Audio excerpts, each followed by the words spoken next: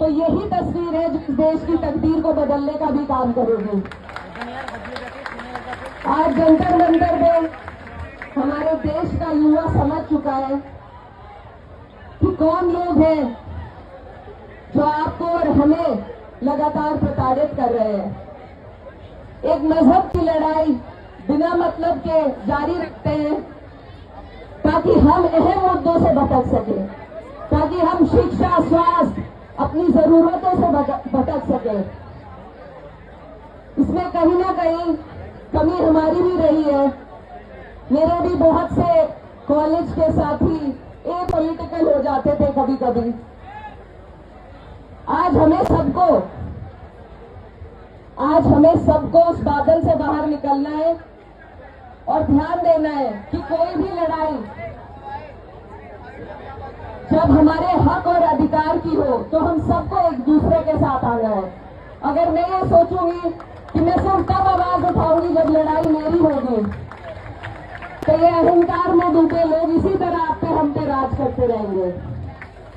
ज्यादातर लोगों को अन्याय का एहसास तभी होता है जब अन्याय उनके साथ हो, और यही वजह है कि आज हमारा देश, हमारा लोकतंत्र, आज जो उसकी दुर्दशा हुई है, उसकी कहीं ना कहीं वजह हमारा एपॉलिटिकल होना, हमारा बेहिस होना है। तो आज ये जो अलख जगी है, जो चिंगारी जगी है, मेरी सभी अपने युवा भाई बहनों से ये अपील है कि इसको जारी रखे, क्योंकि ये लड़ाई लंबी होने वाली है, लेकिन हमें हिम्मत नहीं तोड़नी है। आपने देखा होगा, ये सिर्फ एक शिक्षा के एग्जाम की बात नहीं है। अभी हम देख रहे हैं जौहर यूनिवर्सिटी जो रामपुर में है, उस पर भी बुलडोज करने का एक आदेश दिया गया है। वो भी अन्याय है, उसके लिए भी आपको और हमें ऐसे ही लड़ना पड़ेगा, क्योंकि जब तक लड़ाई में हमें बांट के रखेंगे तब तक ये ऐसे ही तकनशीन रहेंगे। और मैं यही कहना चाहती हूं कि अगर हम लोग इकट्ठा ना हुए, एकत्रित ना हुए, तो हमारे बच्चों का भविष्य इसी तरह अंधकार में चलता रहेगा। ये आज अहंकारी है तो सिर्फ इसलिए कि हमने ध्यान नहीं दिया। मीडिया को डेमोक्रेसी की चौथी नींव कहा जाता है, लेकिन मैं मानती हूं कि हमारे देश का युवा और इस देश का नागरिक लोकतंत्र की सबसे बड़ी नींव है। हमें अपनी ताकत को पहचानना होगा, समझना होगा। जब हम अपने घर का निर्माण करते हैं, घर बनाते हैं, कोई इमारत बनाते हैं, तो सिर्फ मिस्त्री के सहारे उसे नहीं छोड़ते, रोजाना उसकी देखरेख, उसकी देखभाल में हम ध्यान देते हैं। और आज हमने अपने देश को ऐसे लोगों के हाथ में छोड़ दिया जो अनपढ़ है, जाहिल है और जो इस देश के बच्चों की पीड़ा को नहीं समझते हैं। तो ये हमारी भी गलती है, और आज मुझे उम्मीद है कि आप और हम सब मिलकर इस गलती को सुधारने का काम करेंगे।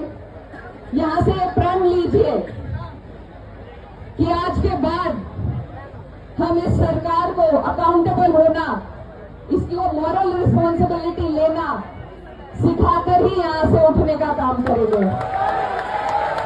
और ये बहुत मुश्किल काम नहीं है।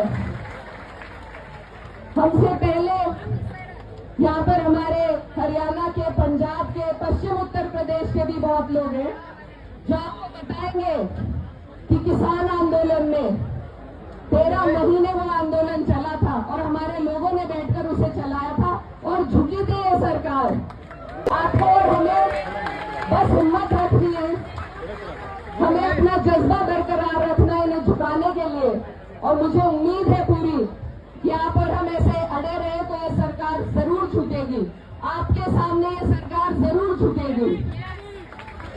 और मैं सरकार को सिर्फ यही कहना चाहती हूँ कि आपसे पहले जो सच यहाँ गद्दा नशीं था, तख्त नशीं था, उसको भी अपने खुदा होने पर इतना ही यकीन था। लेकिन अब सिंहासन खाली करना पड़ेगा, क्योंकि जनता जाग चुकी है। तो इस बात को, सोनम सर की कुर्बानी को आपको और हमें याद रखना है। साथ देना है।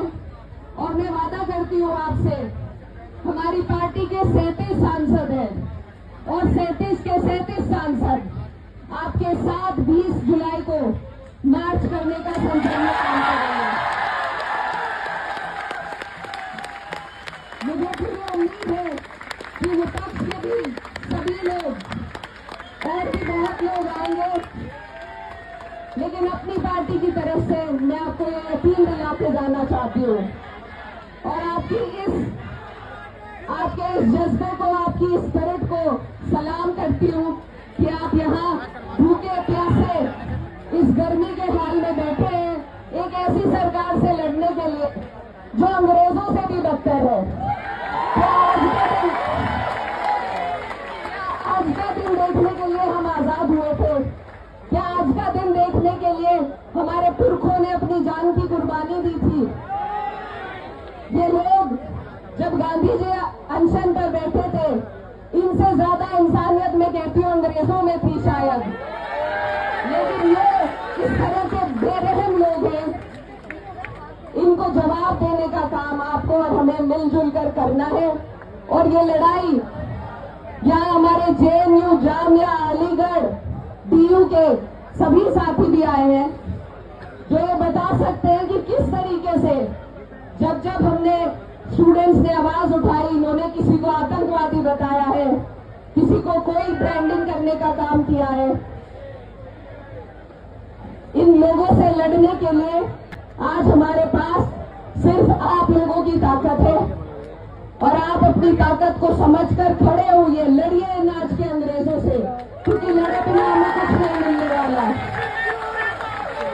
हमारे पुरखों ने लगाया था और आज के अंग्रेजों को उनकी औकात दिखाने का काम आपको और हमें मिलकर के करना है। अपनी बात को मैं यहीं पर खत्म करना चाहती